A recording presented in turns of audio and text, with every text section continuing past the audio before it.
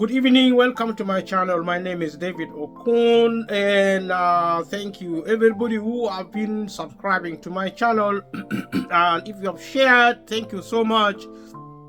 Thank you for liking, for leaving a comment. Thank you for watching the videos. And if you haven't watched, continue to watch the videos. Subscribe if you haven't subscribed to the channel. We're talking about the cost of living, and we are linking this to the United Kingdom as a country. United Kingdom is one of the most important country in the world, and today we are going to look at immigration in the United Kingdom. And we will look in the process also about, we can look at the foreign-born population of United Kingdom. And we have looked at science and technology. And now we are looking at science and technology. We will be proceeding to look at immigration. Immigration is a major issue. You'd be correct to say it's a hot topic now going on, and it's a major also political. It's a political controversial topic. In I'm just trying to get the information and talk about immigrations. Right now, there is a political problem in the United Kingdom to do with the immigrants who are crossing into the United Kingdom via the boat. They are referred to as the boat people, and it's whenever there is an election, immigration is one of the major electoral issues in the United Kingdom, and so it actually fits into the idea of the cost of living as a policy issue. In my opinion, the UK government now should be concentrating on talking about the cost of living as a problem, to tell us how they're going to resolve the problem of the cost of living.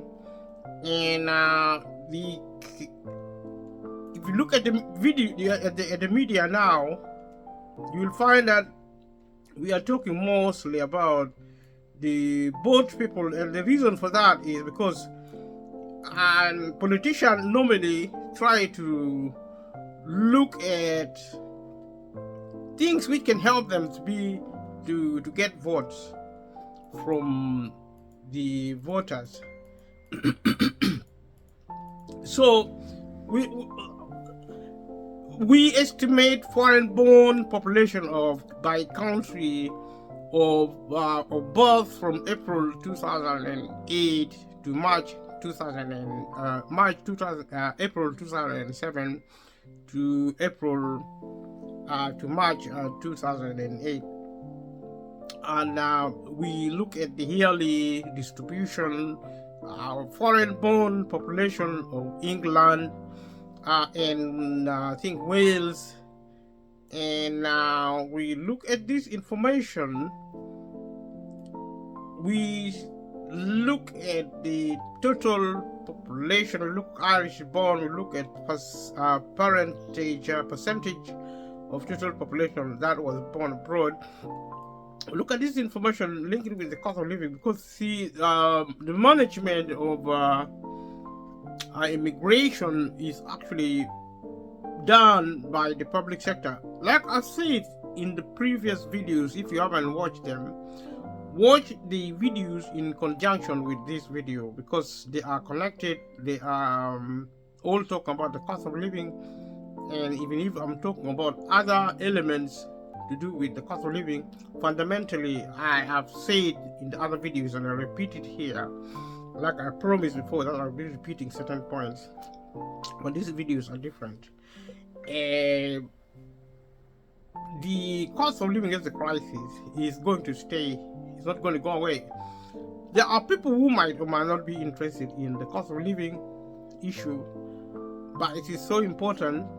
You need to really be on top of it, because people can die because of the cost of living.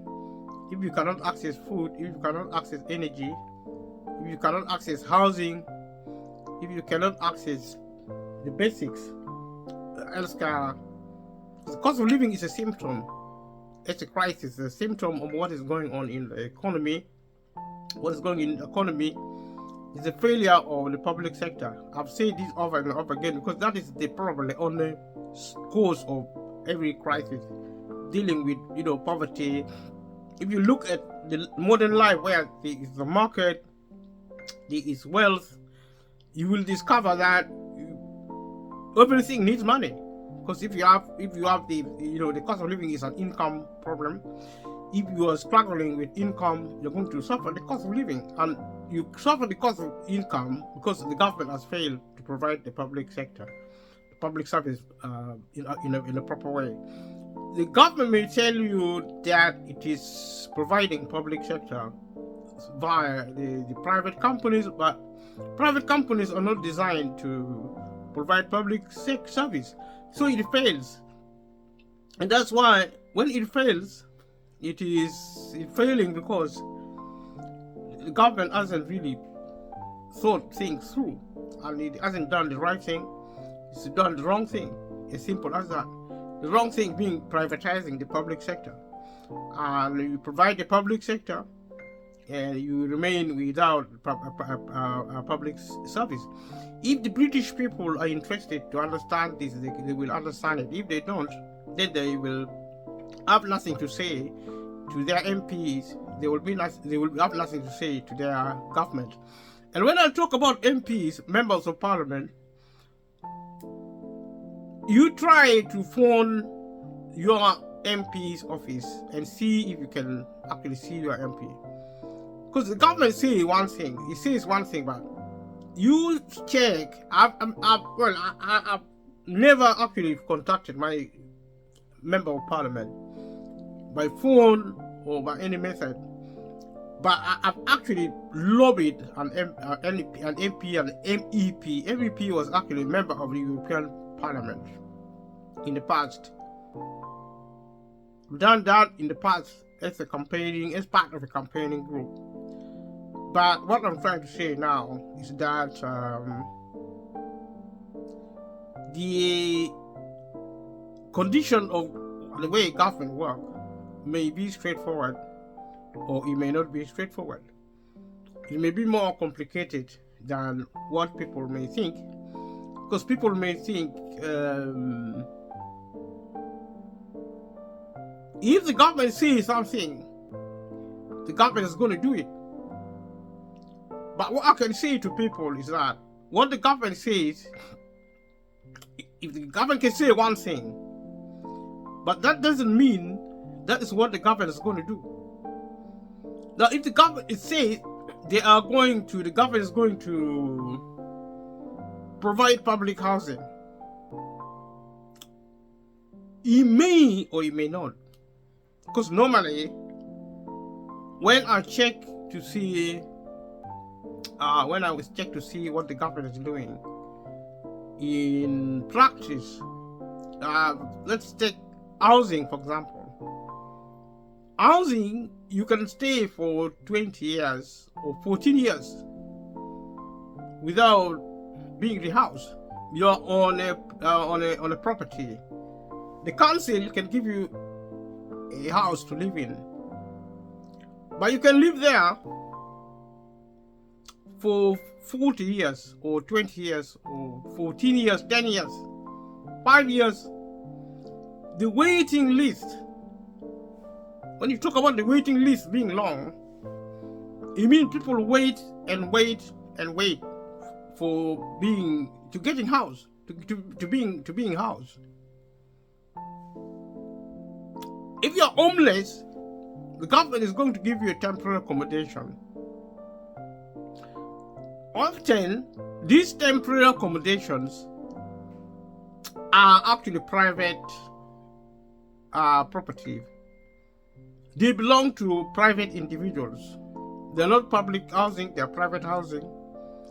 So the government, through the local authorities, are going to subcontract with these organizations.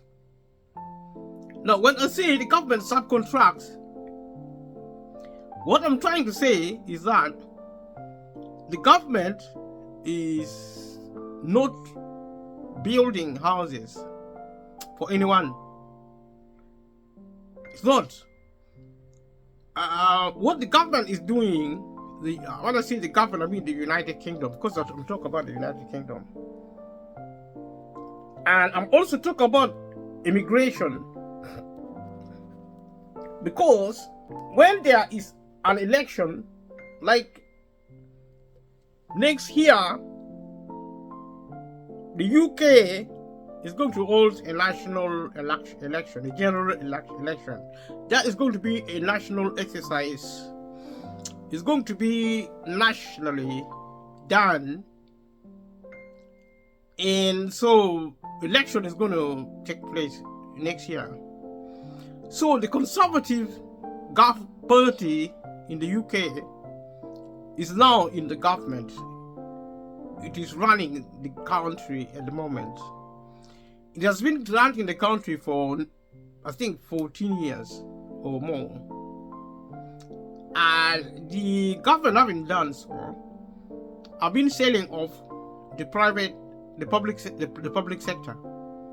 So it's selling off the public sector. That means the selling of the country. In other words, whenever the government sells away something in the country, is selling off the country to the super rich.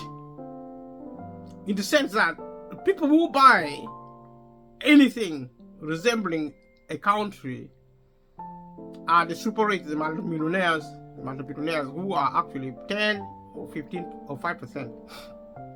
In other words, they are the minority in the country. A lot of people in the United Kingdom think they are rich. If you think you are rich, that is fine. You should not be suffering from the cost of living crisis. You should be okay. So if you're suffering the cost of living crisis, then it means you don't have enough money to do different things. You are actually poor. Because poverty means you struggle to get the basic necessity. So if you don't get the basic necessity, it also means you are doing poorly. And during elections, the government have accused foreigners of taking money and wealth of the country for political reason. That accusation is false. Normally the Conservative Party members, but mainly the leaders, the member of parliament, including the people in government like senior ministers and prime ministers, they look for immigration as a political issue because they know it's popular with the British people. British people normally think foreigners create them problems because you see the thing with Britain, United Kingdom is built from war. United Kingdom have been fighting for many years, for many decades. It's been fighting. There has been a lot of destruction, killing, fighting with bombs, guns, dangerous weapons. And what that means is that when you fight like that, you kill people, you destroy the country. And that's how Britain, United Kingdom was built, through violence, through warfares. They're fighting everyone. The United Kingdom have been fighting everyone, everywhere. In Africa. Fighting people. Wherever they go, they just fight. Because that is their nature. That is their culture. And that culture is human. Human culture. Who did not learn human culture, they behave like that because they haven't learned human culture. When I speak through this program, I say we have a developmental economy, we have developmental economy and cultural economy. So when we talk about the new global economy, we also talk about the new cultural economy. That is a concept I'm following throughout this program, because the cost of living is a form of violence by the state, and is a form of attack on the British people. And what happened in Britain, because of globalization, is replicated across the globe. So you have the British government, United UK government, being violent and rude, promoting poverty deliberately or out of ignorance. It's doing that in the United Kingdom. And that is also what the rest of the world is doing, because the world is globalized. What happened in Britain happens everywhere else. That's why there's a tendency of everything being global. Pandemic was global. Now the cost of living is also global. Brexit affected everyone globally, because the world is interconnected. So we talk about globalization. Because also in the interconnectedness of the world, we have immigration as a political issue. Because people who live in a country like Britain, who are strong on nationalism, national sovereignty, these category of nationality individuals are very sensitive when people come to visit. They may help other people. Every human being is compassionate.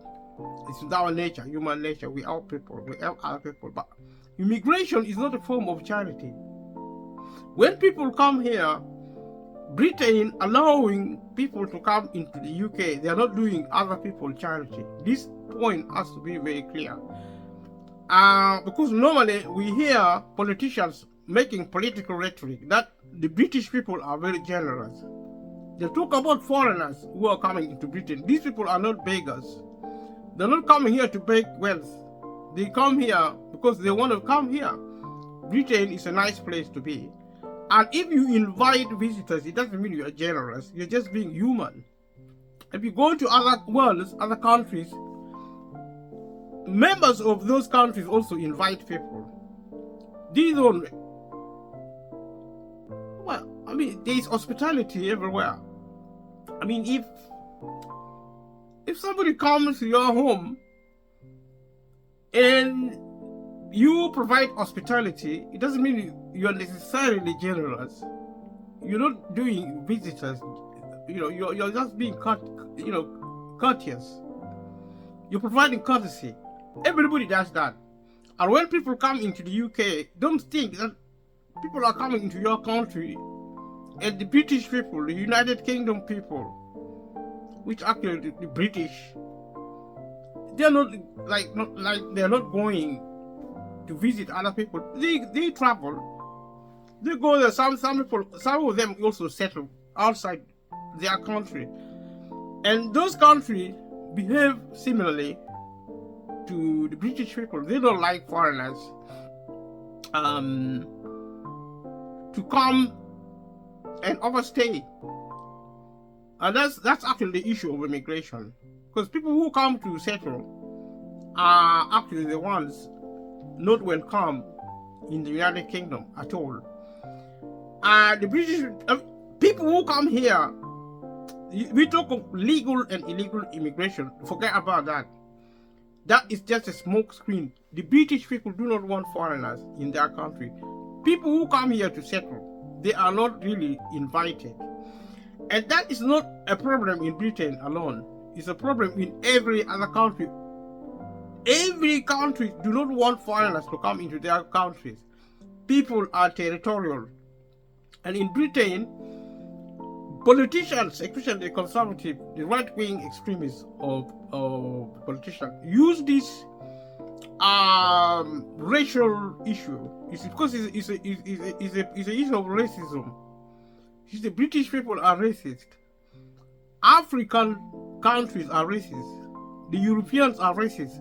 Human beings are racist. Immigration, when people don't want foreigners to come here, why do they want people to visit? Because of racism. They fear foreigners, and fear produces hatred. So there is racial hatred associated with immigration, not just in the United Kingdom, but across the globe. Any country you go, people are hostile. In the villages in Africa, you can even be killed. In Africa, if you go to villages and people don't like strangers because they don't know them. They are afraid.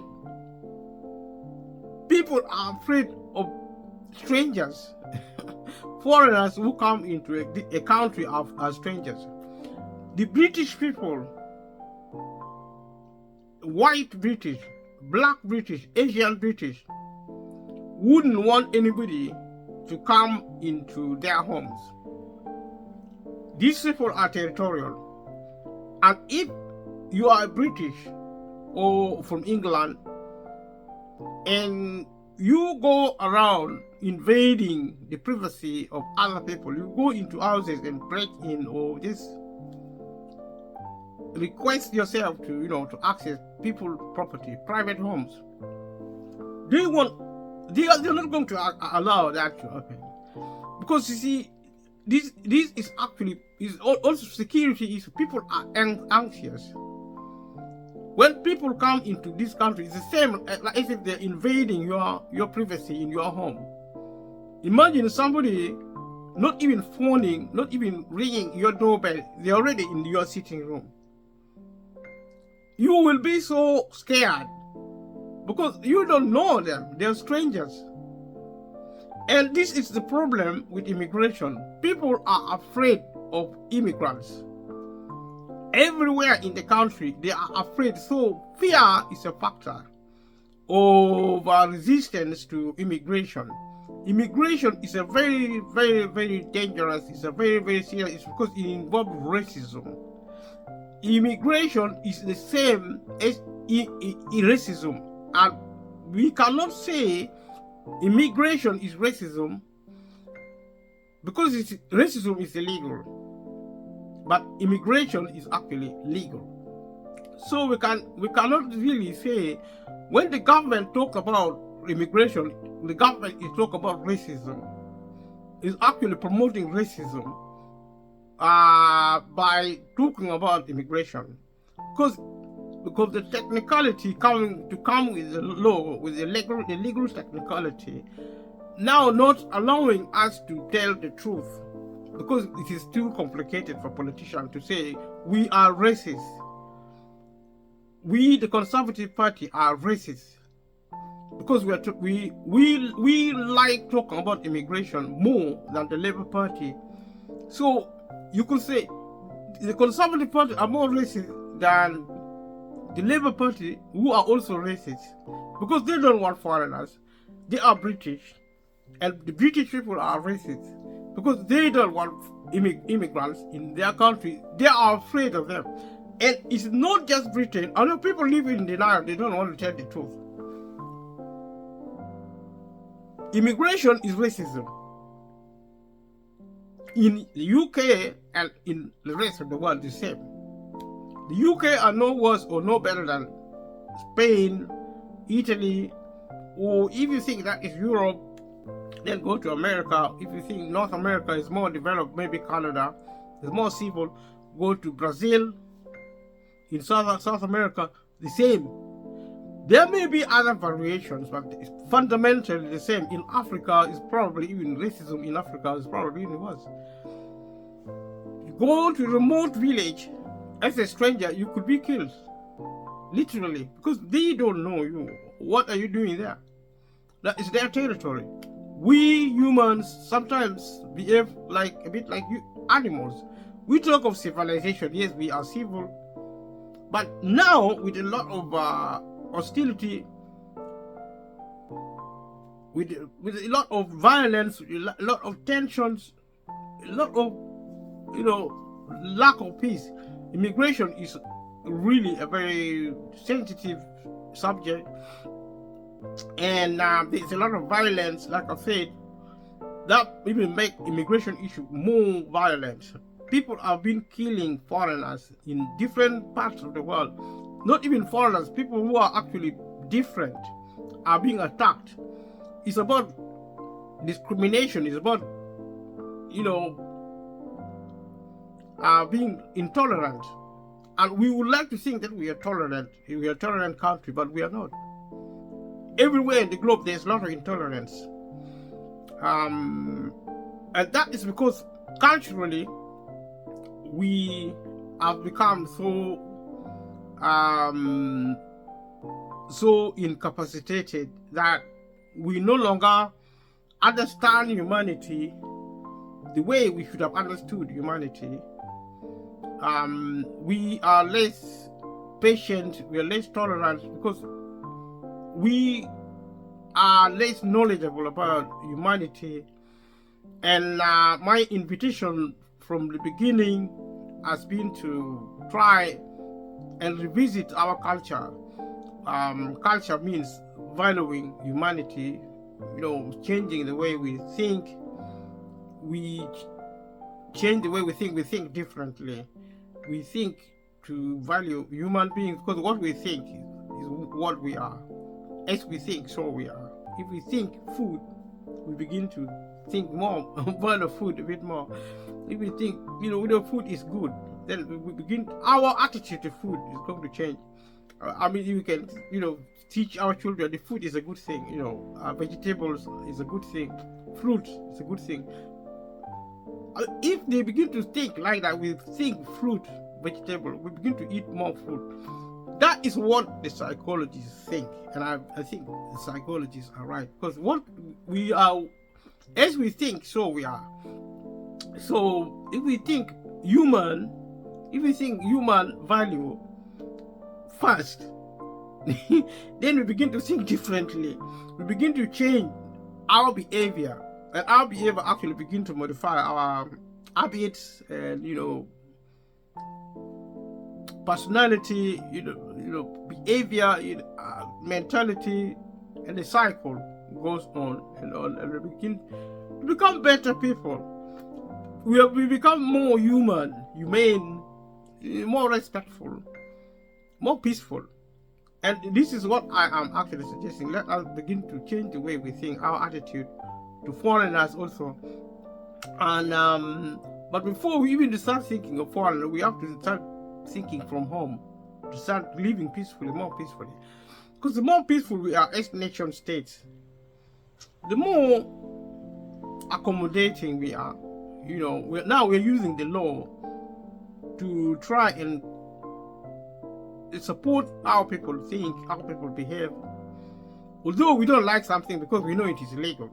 Like, most people I can't say I don't like a white person because that is unlawful. But I might not like a white person, but I will not show it because I will just hide it because of the law. I fear the law. But with culture, if you say you like somebody, if you behave as if you like somebody, it means you genuinely like them. Because it's a product of education.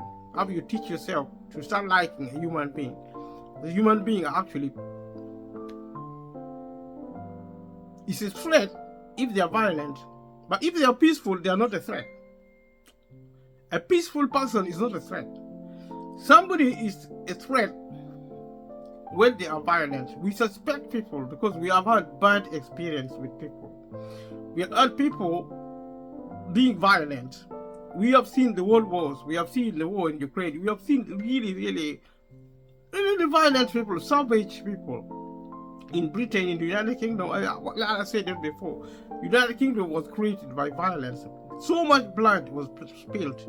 And United Kingdom should be ashamed of itself.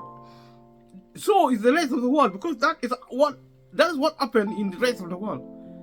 So we lack peace in the United Kingdom, but we lack peace also in other countries in pretty much the same way. So if I accuse the United Kingdom of violence, I'm actually accusing my country, because I'm an immigrant. I'm also accusing my country of ignorance, of backwardness, of violence, because we are the same. We are humans. You see? And that's why we need to come together to solve the problem of immigration, of humanity, of violence, of suspicion.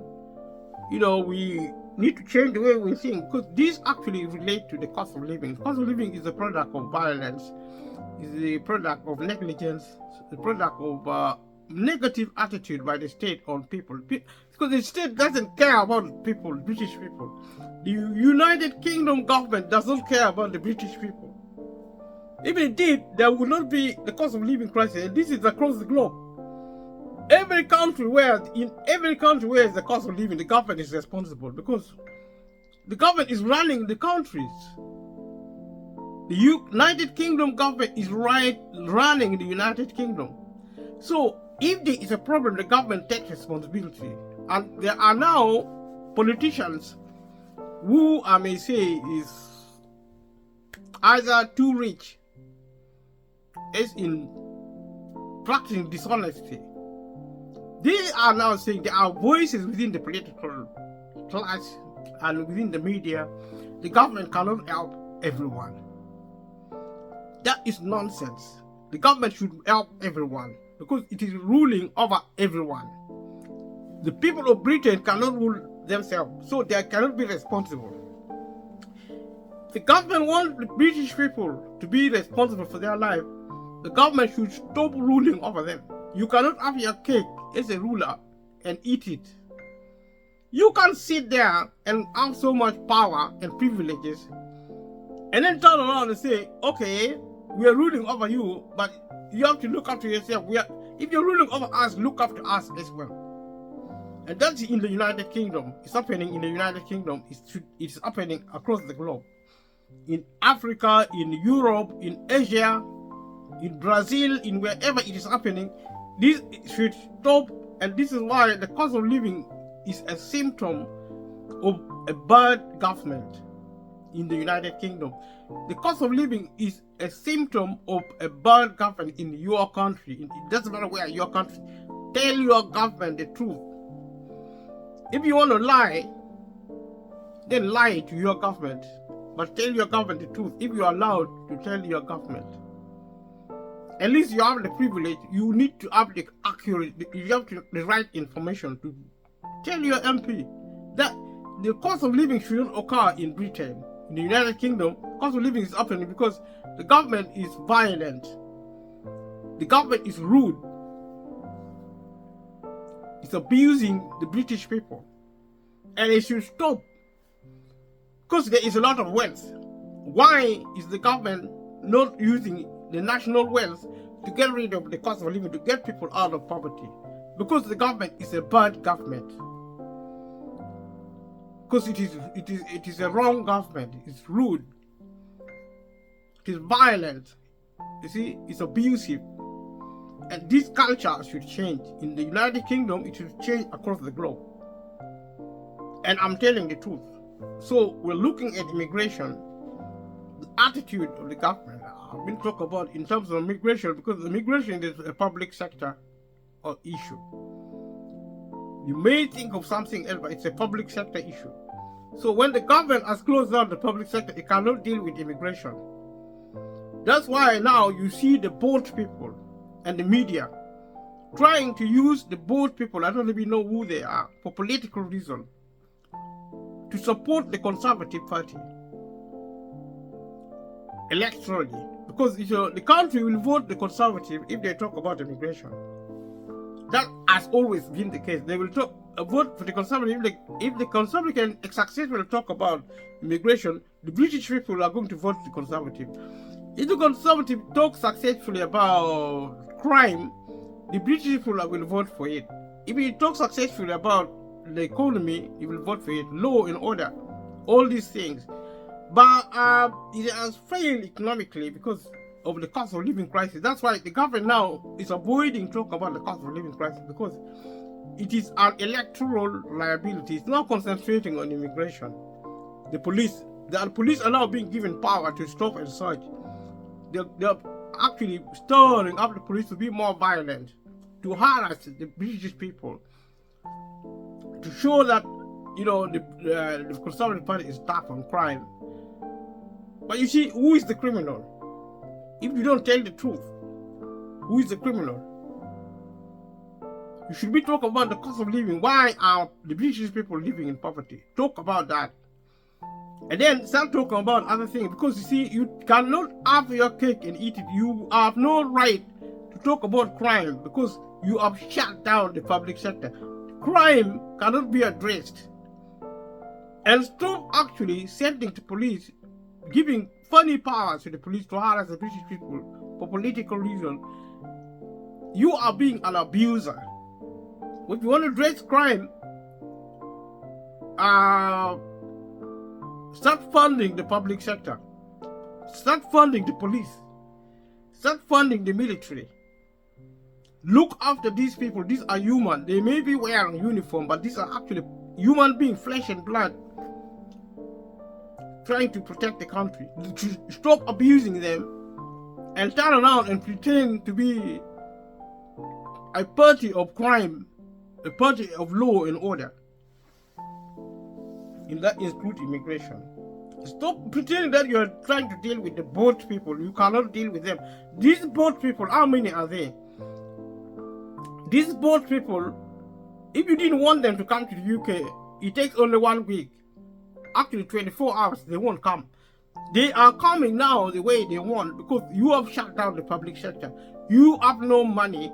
You don't have any resources to deal with public issue, public service, public sector issue, which immigration is part of, which crime is part of, which healthcare is part of, which national security is part of.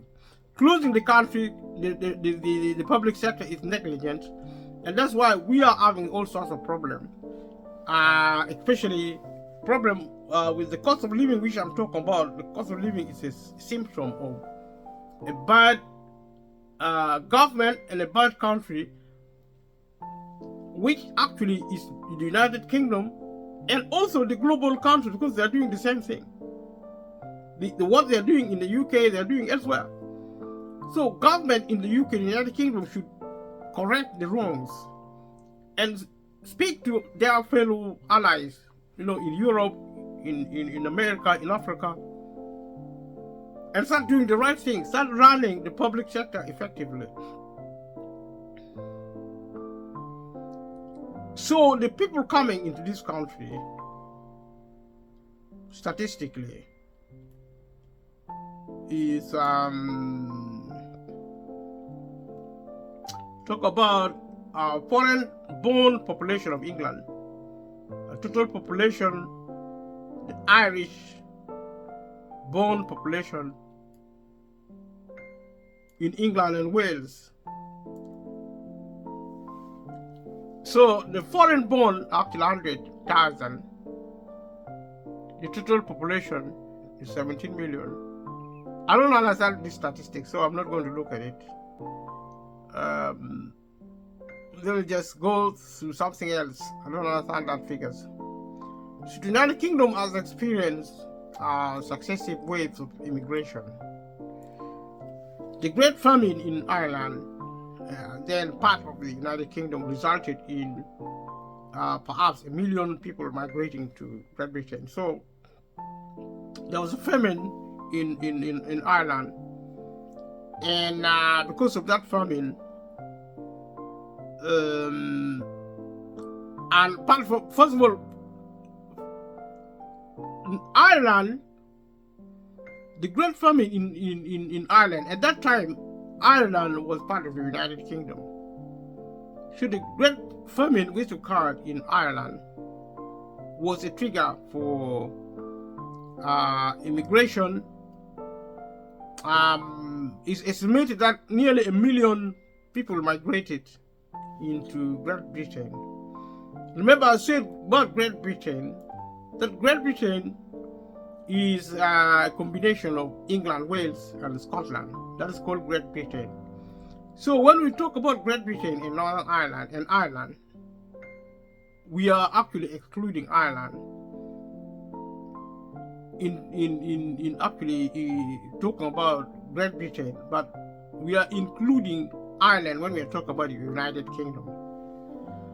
So so we see throughout the 19th century, a small population of 28,644 German immigrants built up in England and Wales. So the Germans came into Britain throughout the 19th century. The German people, a population of 28,644 German immigrants built up in England and Wales. That is England and Wales. So London has around half of this population, and the other small communities existed in Manchester, Bradford, and elsewhere. So that's the information right now. And part of these German people who came to the UK in the decades, some of them actually who came in England and Wales, some of them actually lived in Manchester, Bradford, and elsewhere. So the German immigrant community was the largest group until 1891, when it became second to Russian Jews. So the Jewish people from Russia came to Britain in around the period, let's say from 1891. But before then, before 1891, the German immigrants are actually the largest of its kind traveling into England and Wales. Most of them, like we said, settling in places like Manchester, Bradford, and elsewhere. These are probably industrial cities at that time. So the Jewish community the Russian Jews became the first in terms of the number of people coming to Britain in 1891. So the German population were number 2 in terms of measurement. After 1881, Russian Jews suffered bitter persecutions, and 2 million left the Russian Empire by 1914. So 2 million left Russian Empire after suffering bitter persecutions. After 1881, Russian Jews suffered bitter persecutions, and 2 million left the Russian Empire by 1914. When they left Russia because of persecution, around 120 of the 2 million settled permanently in Britain, becoming the largest ethnic minority from outside the British Isles. And by 1938, this population had increased to 370,000. So these are the Jewish community increasing in size, especially from Russia. Most of these people from the fleeing Russian oppressions, the Jewish population came into Britain in the United Kingdom, especially England and Wales, and able to return to Poland at the end of the Second World War.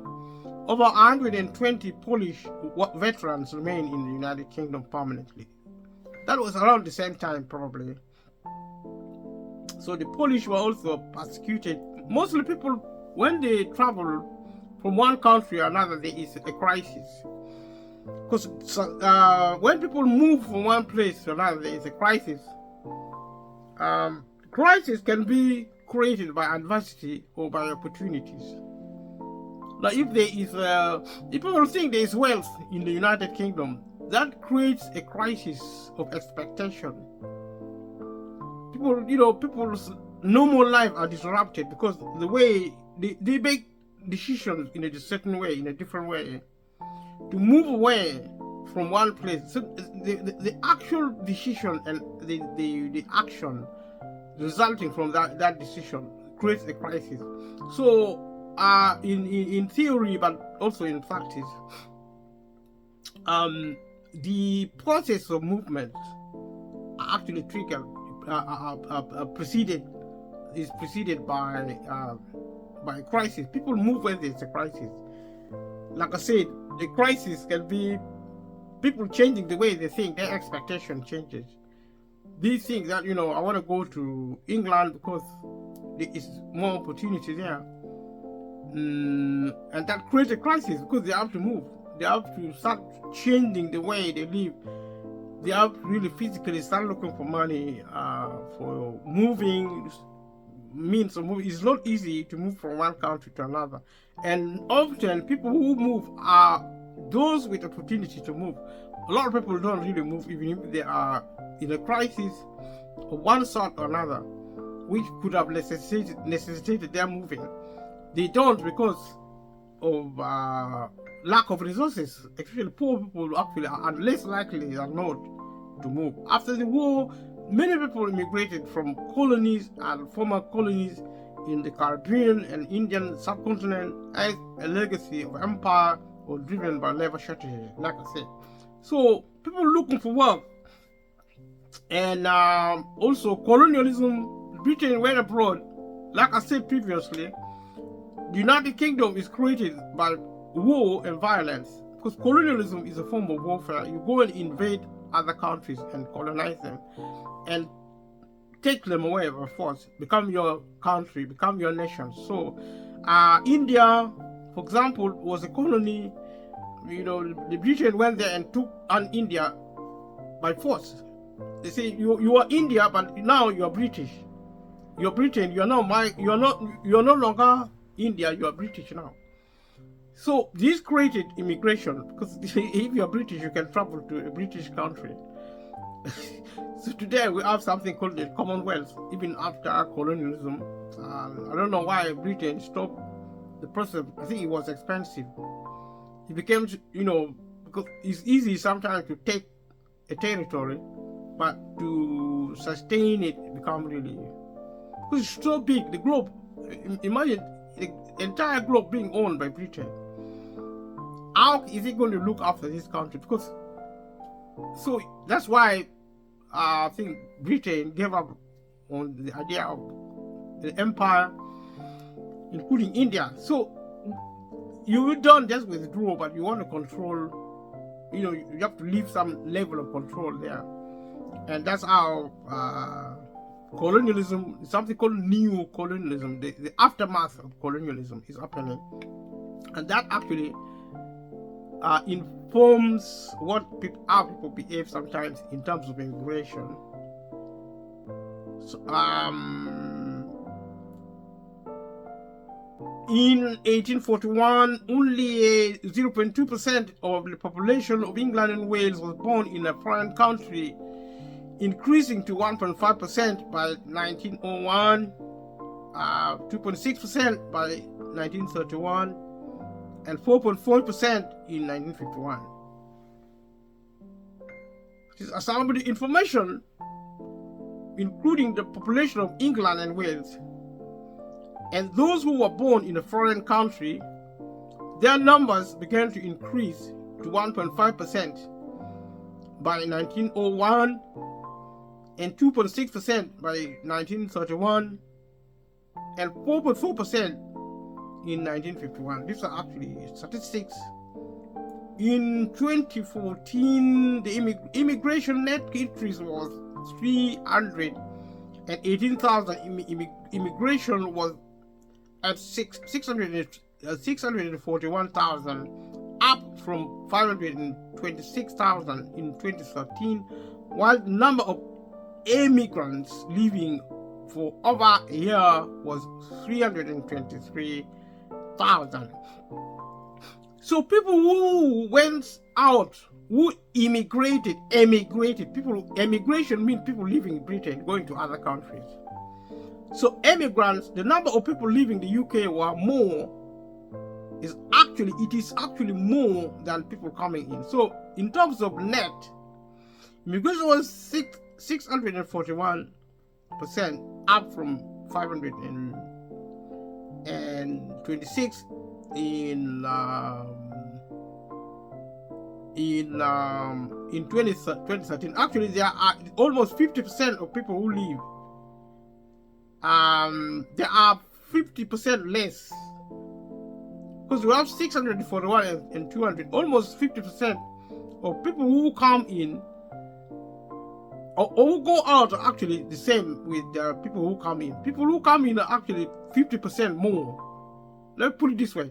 The immigrants, people who come into Britain, immigrants, are actually 50% more than immigrant people who leave Britain to settle in other countries. A recent migration trend has been the arrival of workers from the new European Union member states in Eastern Europe, known as the A8 countries.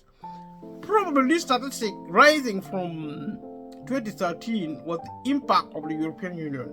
Probably more Europeans were coming into the UK because of the approximation, because it's near, and Britain has opened its borders to the European Union, and that's why there was a jump.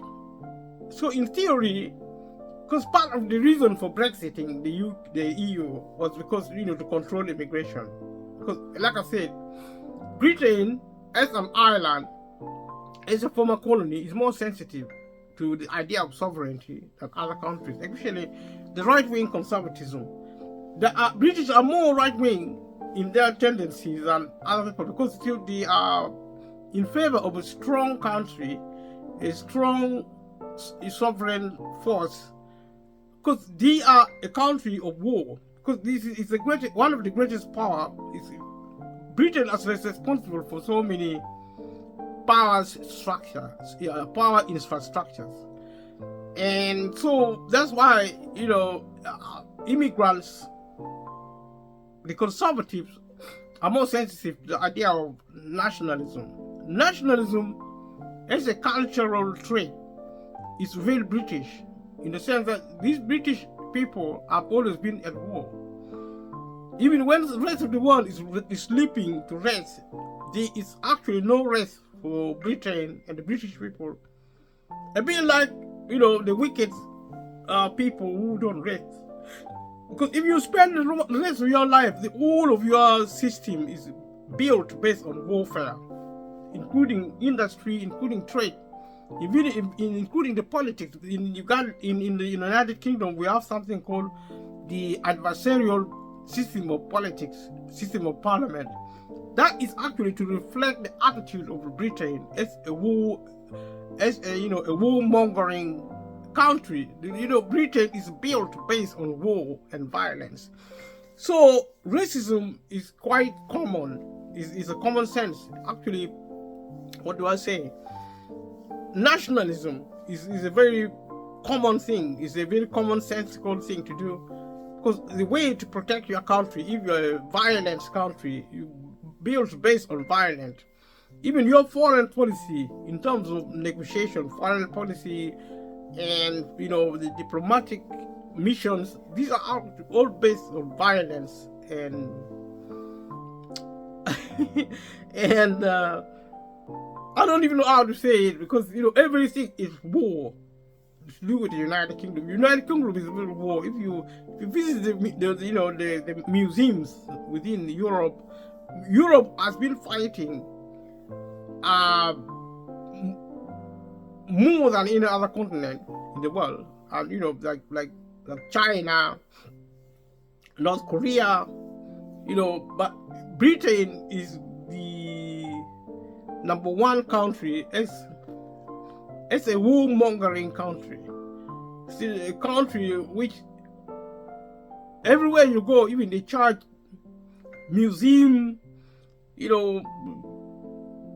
railways, you see traces of violence and warfare. Castles. Britain is built based on blood and death, killings, militarism. You name it, Britain will offer it to you. But what is relevant in terms of immigration is to look at Britain in terms of nationalism. And that links with the extreme right wing of the Conservative Party in the UK, but also across the globe, including America, including Europe, and wherever conservatism exists. This is actually the truth about how the conservatives behave. They are right-wing, they are extremists, they are nationalistic, they are more likely to take Britain to war than any other political party in the UK, that is the Conservative Party. That's why immigration as a policy is their staple diet, political diet, and he has allowed Britain, the Conservative Party, to rule Britain more because they stir up the passion of the nation. We are British people. We don't want foreigners in this country. Foreigners steal our money. They actually rape our children. They rape our women. They whatever else is. Every time there is a problem in Britain, the Conservatives go for the immigrants for political reason. Especially now at election, the news about the boat people will never stop. And if you look at the boat people, it's a very insignificant event. And the Conservative Party will use every resources to magnify the problem of the boat people crossing, the channels. Is it the Irish Channel Sea, wherever, the Dover, whatever. These people coming, it's coming small boats. They're probably 15 or 20. You're talking about a superpower. Britain is an economic superpower, the sixth richest power, a military leader in the globe. Can Britain fail to actually stop the boat? Yes, it can. It does not want to do that because it wanted to be on the news, so that the people of Britain begin to think that they are being invaded, and our savior is the Conservative Party, so we are going to vote for the Conservative Party. If they're lucky, they may even win the next election because of the boat people, because the British people think they are being invaded by foreigners. The British people at the default are nationalistic because their culture is fighting. They have been at war with the world. They have never been at peace. Also in the street, they are always fighting. And they have exported violence across the globe through colonialism and imperialism. Such as you go to Africa now, you think Britain is a paradise. Because the level of violence now exported in Africa, I'm not saying Africans are not violent, but the level of violence the Europeans introduced in Africa, most people living in Africa in local communities are not seen it before. Europe actually are the architects of global violence, political violence. They have the original DNA of being brutal, of being so barbaric, of being so dangerous. Europe is a ticking time bomb today, and the cost of living is evidence of that violence. You may not see it, you may not smell it, but it's economical. It's economic. It used to be militarily. Violence and savagery used to be militaristic. Now it is economic. When people live in poverty in the UK and across the globe, there are poor people in the world. They shouldn't, because there is so much wealth to go around.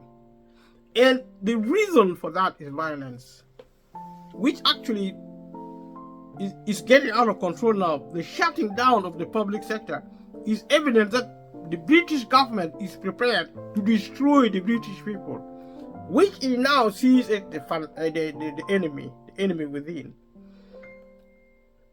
And this is true. So if it doesn't stop, because we cannot live our life with violence, we have to stop violence, which immigration controversy is part of, is a feature of. So in 2011, citizens of new EU member states made up 13% of immigrants. That's the statistic. In 2011, The UK applied temporary restriction to citizens of Romania and Bulgaria, both of which joined the European Union in January 2007. So like I said, even in Europe, part of why Brexit happened was because of racism. You see, the perverted idea of hatred for foreign people. But you see, that is a smoke screen. The estate, which is Britain, which is the United Kingdom, has learned violence for so long. It is time now to stop the violence. You see, how do you become a global empire without violence? And it is almost impossible to teach history to the British people because it's embarrassing. But the violence is still there, is taking a new form. The violence which built the United Kingdom. These are facts. It has taken a new form now. It's an economic violence. The violence has gone from military to economic. And that because of violence, political violence, especially by the right-wing conservatism, they closed down the public sector. They destroyed the economy. They destroyed the country. They only left enough for the few and not for the many. And these few are not loved. They are actually manipulated because they are the ones who create wealth. They're the ones needed to be used. The super rich are still the darling of the United Kingdom, of the nation of the world. Because what happening here is not now just British, but British is the leader of a violent world. It is the leader. There is the police state. There is the military state. There is now economic warfare, which is leading violence. It is a bad survey, a poor survey. It's actually a dangerous outlook on the country. And what happened in Britain, to repeat the point, is happening around the world. So we are seeing the beginning of troubles with the cost of living. It's a sign of the time. And we are going to see more trouble because the public sector has been closed down. It's a sign of war against the people of the world. This is going to be really bad unless the government stops and starts practicing peace. Stop the violence and start the peace process by learning to value humanity, be a friend and not an adversary of humanity. And that is what I've been saying. So research conducted by the Migration Policy Institute for the Equality and Human Rights Commission suggests that between May 2004 and September 2009, 1.5 million workers migrated from the new EU member states to the UK, most of them Polish. The Polish are not liked. People from Poland are not liked in the UK. They talk about them all the time. Maybe because they are poor. The Polish probably are poor. I don't know, but they're not liked very much. Many subsequently returned home, resulting in a new net increase in the number of nationals of the new member states in the UK. So the Polish going back home because they are meeting hostility in the UK. They don't like it probably here. The late 2000s recession in the United Kingdom reduced the economic incentive for Poles to migrate to the UK, making migration temporary and circular. The proportion of foreign-born people in the UK remains slightly below that of many other European countries. So compared to other European countries, foreigners who were born abroad immigrating in the UK are actually less. Immigration is now contributing to a rising UK population, with arrivals from UK-born children of immigrants, of migrants, accounting for about half of the population increase between 1991 and 2001. What he's saying is actually foreigners who are non-national, people who are actually born in the UK to immigrants are actually increasing more rapidly. According to the official statistics released in 2015, 27% of the UK live births in 2014 were to mothers born outside the UK.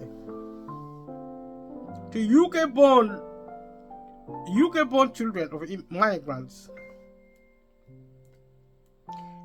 the official national statistics reported that net migration rose from 2009 to 2010 by 21% to 239,000.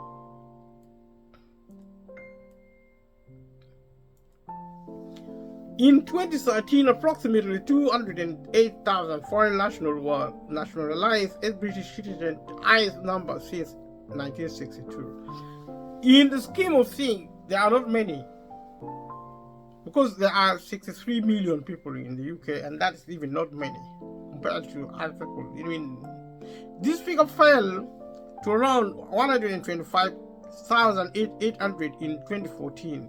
Between 2009 and 2013, the average number of British citizenship granted annually was 195,800.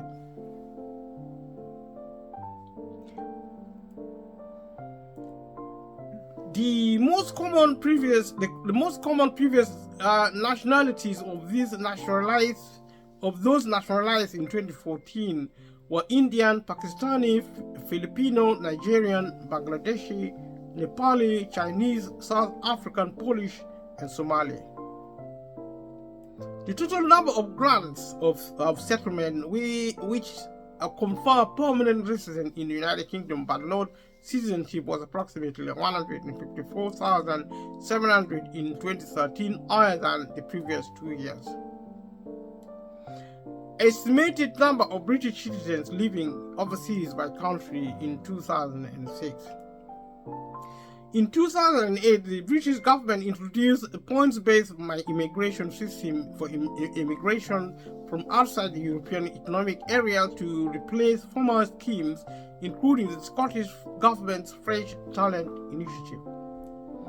In June 2010, a temporary limit on immigration from outside the EU was introduced, aiming to discourage applicants before a permanent cap was imposed in April 2021. The reason for immigration control, actually, because the public sector is closed down. The government cannot look after foreigners, because foreigners who come here, who are poor, are supposed to depend on the public sector, public service. They cannot. Immigration, in practical terms, cannot happen because the public sector is closed down.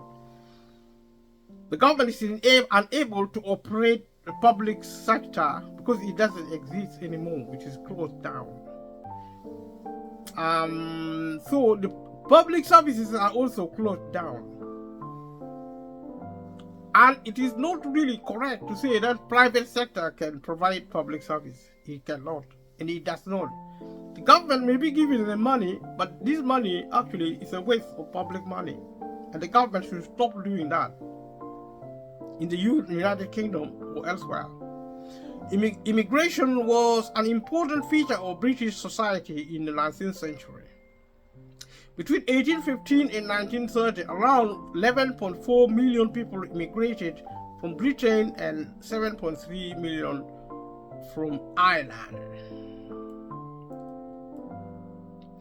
Estimates show that by the end of the 20th century, some 300 million people of British and Irish descent were permanently settled around the globe. Today, at least 5.5 million UK-born people live abroad, mainly in Australia, Spain, the United States, and Canada. Let's look at education. Education in the United Kingdom. Education in the United Kingdom is a devolved matter, with each country having a separate education system. That means Wales, Scotland, England, Wales, and Scotland, and Northern Ireland deals with immigration issues. That is the result of the evolution. But the problem remains that education is a public sector, so unless the public sector is functioning, which it does not, education is going to be shut down. Schools and all the educational institutions are going to be shut down. Only private schools are going to operate for the few and not for the many. Considering the four systems together, about 38% of the United Kingdom population has a university or degree, college degree, which is the highest percentage in Europe and among the highest percentages in the world. That is all going away because the public sector is now shut down, which means the public services are shutting down. Private companies may be now providing some element of public service, but not for long. The reason the government shut down the public sector because you want to shut down the public service, including education. The United Kingdom has some of the best universities in the world, with Oxford University and Cambridge University often competing for the #1 position on global rankings. A government commission's report in 2011 found that privately educated people comprise 7% of the general population of the UK, but much larger percentages of the top professions, the most extreme case quoted being 71% of senior judges.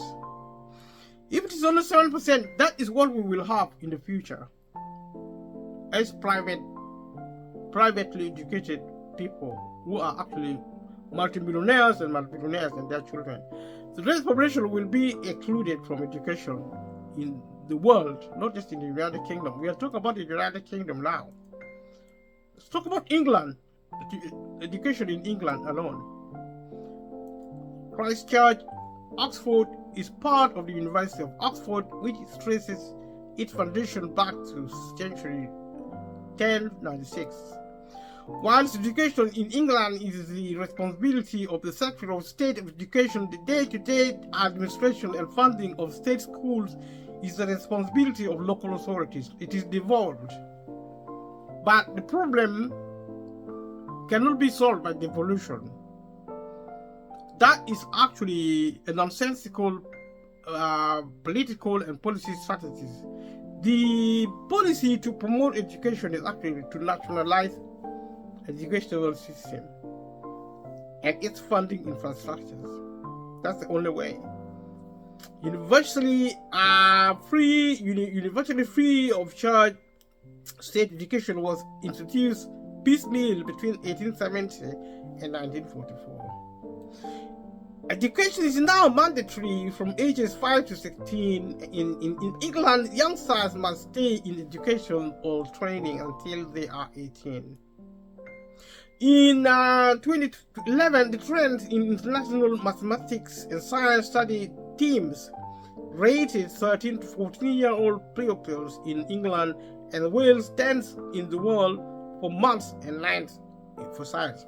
Now, if education is mandatory, it means parents of poor children will go to prison for failing to take their children to school, because parents cannot take their children to school because the public sector has been closed down. And it is part of the cost of living crisis.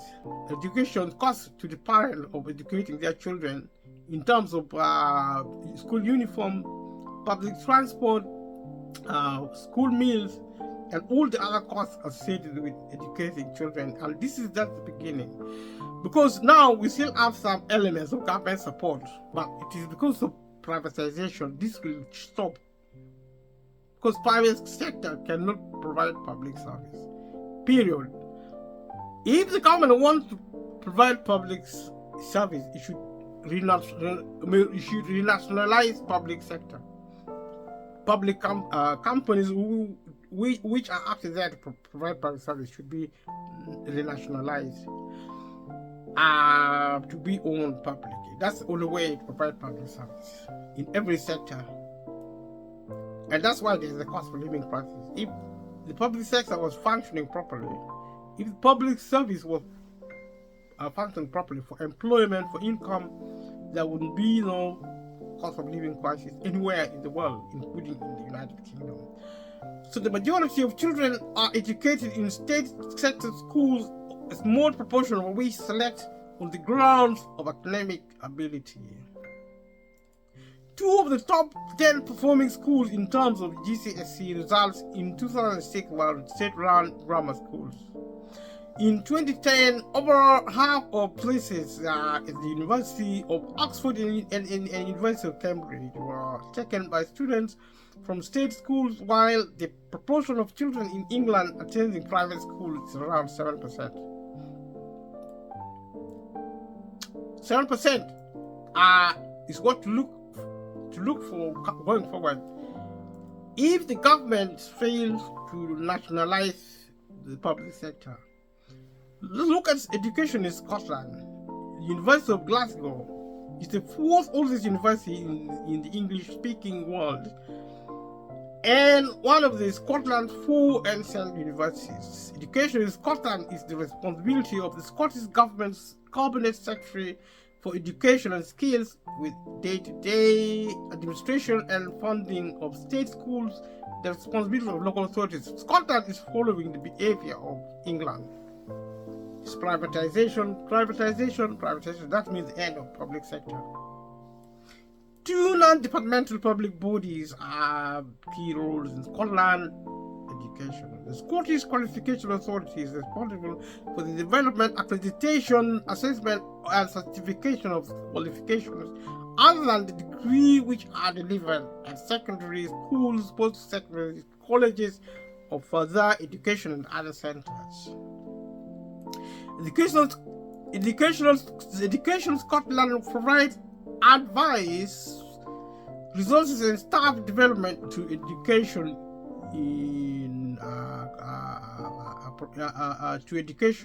education professionals. Scotland first legislated for compulsory education in 1496. So if there is compulsory education in Scotland, parents of children not going to school will be put into prison, or more or less, because the people of the United Kingdom will no longer be able to send their children to school because of privatization of the public sector. The proportion of children in Scotland attending private school is just 4% in 2016, but it has been falling slowly in recent years. So the people going to school in Scotland are going to be 4% of those who can afford to take their children to school in private schools, because public schools will shut down because of privatization of the school system in England, Wales, and Scotland and Northern Ireland. Scottish students who attend Scottish universities pay neither tuition fees nor graduate endowment charges. As fees were abolished in 2001 and the graduate endowment scheme was abolished in 2008. If they don't pay, it means these schemes are managed publicly. It may be managed privately. If it is managed privately, then it is a temporary measure. The abolition will stop because no one will be able to support private companies to provide public service. The way to maintain free education anywhere is to actually run it publicly by the public sector companies providing public sector. And this I've already said in the other video, I'm only repeating the points. Education system in Wales. The Welsh Government Minister for Education has a responsibility for education in Wales. State-funded education is available for children from the age of 3, while the legal obligations for parents to have their children educated usually as school begins at the age of 5. Talk about legal obligations, which means actually they are actually compelled to do so. It's a similar policy, but the same predicament awaits the Welsh people in the United Kingdom because of privatization of educational system, which will actually shut down. Eventually, the private sector is not able to provide the public service. Anywhere in the world, they are not designed to provide public service. Therefore, the policy of privatizing public service is wrong. A sizable minority of pupils are educated in Welsh, while the rest are obliged to study the language until the age of 16. Wales' performance in PISA testing, which compares the academic performance of adolescents around the world, has improved in recent years but remains lower than other parts of the United Kingdom. In 2019, just under 60% of entrants passed their main English and Maths GCSEs. The obligation to receive education in Wales ends at the age of 16. So when your child reaches 16, you will be released from prison in the future. Because in the future, unless the government renationalize the educational system provided by trust or similar private entities will fail, and for the reason of ideology, in that the parents will no longer be able to afford because there will be no funding. In 2017 and 2018, just under 80% of 16 and 18 and just under 40% 19 and 24-year-olds were in some kind of education or training. Let's look at education in Northern Ireland, which is the responsibility of the Minister of Education. Although responsibility at the local level is administered by the Education Authority, which is further subdivided into 5 geographical areas. The Council for the Curriculum Examination and Assessments, the CCEA, is the body responsible for advising the government on what should be taught in Northern Ireland schools, monitoring standards and awarding qualification. Healthcare. Look at healthcare. Looking at University Hospital of Wales, Europe, first fully integrated hospital and medical school. Healthcare in the United Kingdom is a devolved matter, and each country has its own system of private and publicly funded healthcare. If a system is publicly funded, it does not mean that it is actually functioning well. It only functions well if the entity is actually nationalized, owned nationally, other than privately. The government can pay billions or trillions of pounds through the private company to provide public service, but that money is going to be wasted to the multimillionaires, and multimillionaires is not going to help to support public services. The way to fund and provide public service is actually use public sector to provide public service, so that the money remains with the public. It doesn't go into the hands of private companies. So when we talk about funding, when the government says they are giving funding, tell the government also to nationalize the businesses which provide public service in terms of healthcare. The public healthcare is provided to all UK permanent residents and is mostly free at the point of need, being paid for from general taxation.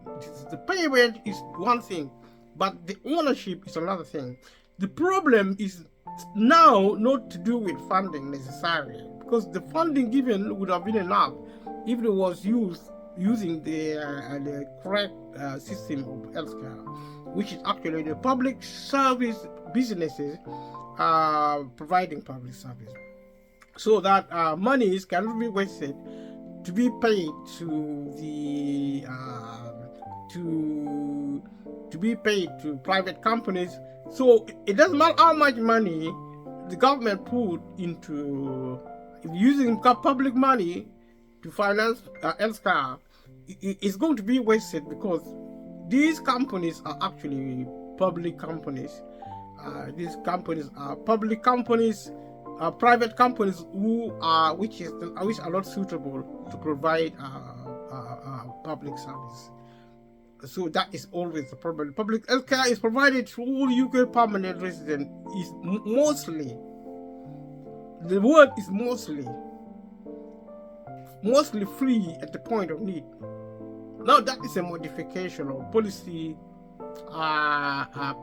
statement, because you see, it actually says that it doesn't say how much of it is actually paid for. But what I can say clearly now, that patients of the public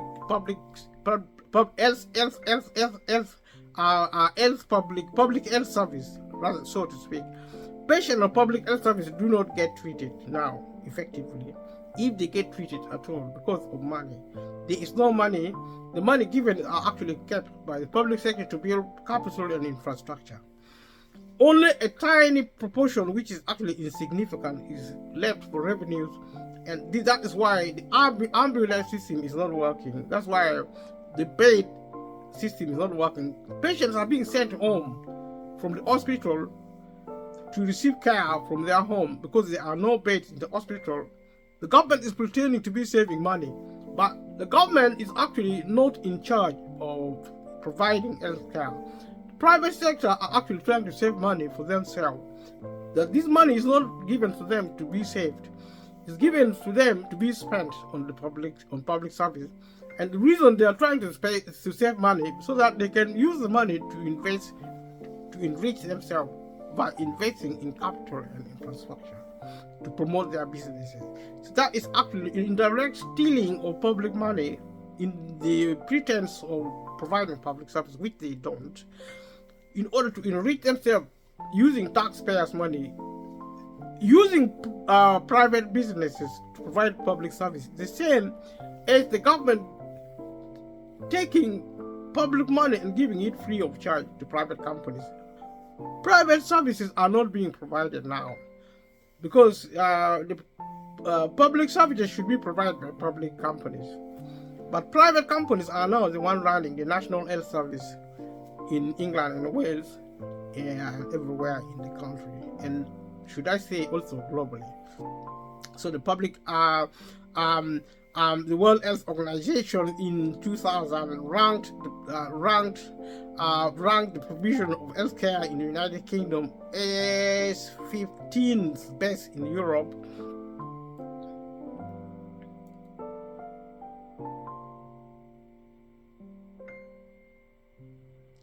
Best in Europe and 18th in the world. That statistic is insignificant, because if you compare like with like in the UK and across the globe, that ranking is insignificant. The facts, the reality on the ground is what matters, is that the majority of the people are not going to get healthcare, because the healthcare will be too expensive for them to achieve, because the public sector has been closed down.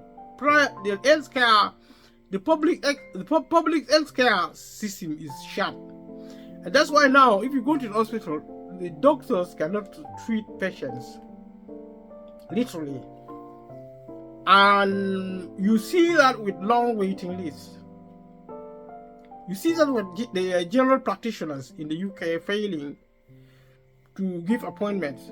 If you have to wait, a sick person has to wait forever to book an appointment with a doctor. That means that system is now shut down. It no longer functions. They may not tell you the truth. They may not know the truth. But as a British person, if you phone your GP in the morning and somebody answers you and they are not actually your doctor, they are not even clinicians, they are just administrators in the hospital, telling you that they no longer have appointments, then you know that the public sector is closed down on you in terms of healthcare. Your healthcare, you're on your own, go and get money. Don't go and steal money, because theft is a criminal offense. Don't steal money, but get money from somewhere and go to the private hospital and treat yourself, or maybe get health insurance. That is what is happening. The public sector is closed down. It cannot provide public service, including healthcare service, public healthcare service. That's what I'm trying to explain here. Since this links directly to the cost of living crisis, because if you cannot afford healthcare, you cannot afford dentistry. A lot of people cannot really now to get treatment for dental care. They risk death in terms of dental related health risks, because they have no money to go to private dentists. And that's what is happening in the United Kingdom now. And if the government is interested in knowing what is happening, they will send their MPs to ask their constituencies. They will confirm that what I'm doing is what I'm saying. You don't need to go to the library. You only have to go to the street and ask the British people what is happening. The dentists are no longer giving service to people who are on government programs. You know, they're only taking private people who pay for their dentistry. And you see, the concept of National Health Service was that people should get free health care at the point of need. That is not happening in practice now, because people are actually being asked to pay for their medicine. If you go to your GP, if you work for a living, you're not going to, you have to buy your medicine. And that is not what the government say on its policy paper, or its, wherever it's published. If they are campaigning, they're going to say something, oh, the National Health Service is free at the point of need. When you ring an ambulance, is not going to come. They are not going to ask you to call for a taxi. And if you tell them you don't have money, they're going to say they are not a taxi. The ambulance is not a taxi. They're not going to come. Maybe if you tell them you're not breathing, you're about to die, if they think you're going to die, then they will come. When they take you to hospital and they find that you are not actually dying, they're going to leave you there probably for 2 days. If you want to say at the reception, say you sleep on the benches, you stay there. Nobody's going to do anything. You stay there until you get bored and come back home. That's what's happening in the hospital, in the accident and emergency in the United Kingdom now. This is real life report. I experience it on a daily basis with me, with my neighbors. This is what is happening, and the politicians are not aware of it because they don't have any method of connection to their constituents. So the people are cut off from the state and they suffer in silence. In 2017, the United Kingdom spent 2,889 per person on healthcare, around the median for members of the Organizations for Economic Cooperation and Development.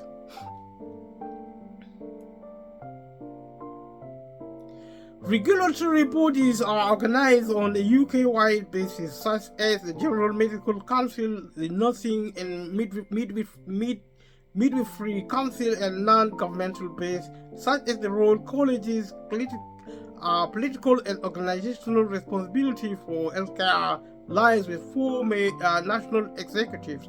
Healthcare in England is the responsibility for the UK government. Healthcare in the Northern Ireland is the responsibility of the Northern Ireland executive. Healthcare in Scotland is the responsibility of the Scottish government. Healthcare in Wales is the responsibility of the Welsh government. Each national health service has different policies and priorities, resulting in contrast. The system is broken. See, the system has been broken. It's so complex. This complexity is a cover-up, intentionally or inadvertently, it covers actually the truth about the national healthcare. It's actually, people do not, you can't access the service because it is so broken. You go to one local authority, you hear one thing which actually doesn't relate to what happens to another local authority. But the end result is that there is waiting and waiting and waiting. In the healthcare, education, in all the sectors of the public economy, nothing is happening in the United Kingdom anymore than what happens within the private section of these services. In other words, if you are multimillionaires and multi-billionaires, then you have a place in the United Kingdom. If you are a worker, if you work for a living, if you work as of necessity, if you are not a multimillionaire or the 90 and 95% of the population, you are excluded. Because the government shut down the public sector, so the private sector, public services are no longer functioning anywhere in any way. What is left is just a symbol. Is if you talk to people who are looking for help within the local authorities, within the public sector, there is frustration.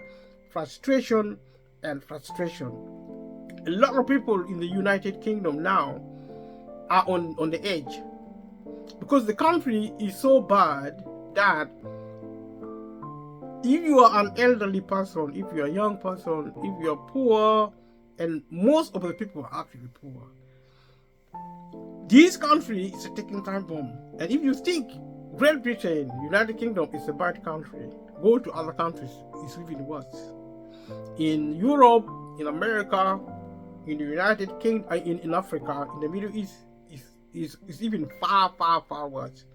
That's why, by comparison, Britain is still a leader. But it is a dangerous country. It is a dangerous part of the world comparable to the dangers in America, the dangers in Europe, in Africa, in the Middle East. Globally, the danger is looming. If you don't have money, you are doomed. Because the public sector has been closed down. The private services is gone. The public services are gone. Private companies do not provide public service. That's why there is the cost of living. Thank you for watching. We are going to continue next time looking at the United Kingdom in relation to the cost of living crisis. Subscribe to my channel if you haven't subscribed, and thank you for those who have subscribed. Thank you to everybody who have been supporting this channel.